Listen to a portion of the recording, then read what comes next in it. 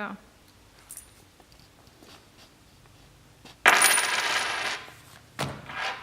Oh, shalom everybody. It's Rabbi Yonatan.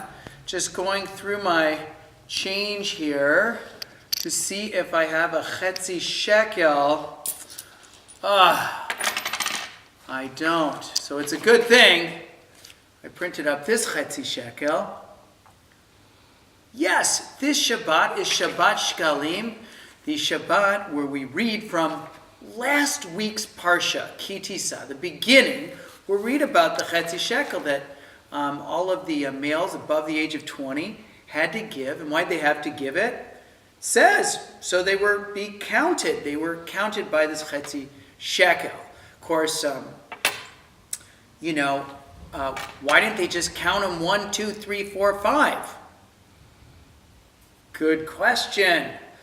Well, you might not know this, but we're not supposed to count people.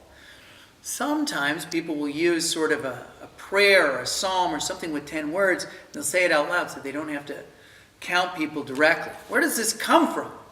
Well, in the Parsha of Shekalim that we're going to read this week for Shabbat Shekalim, this is how they counted people, by counting these instead of counting the people.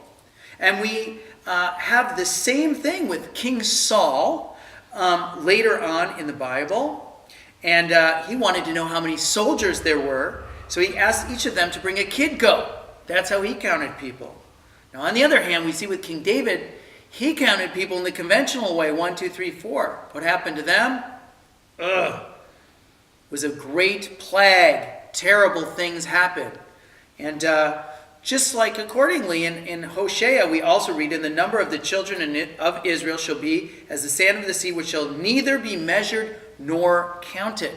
So we have this tradition of not counting people, 1, 2, 3, but in other ways, like by counting half shekels.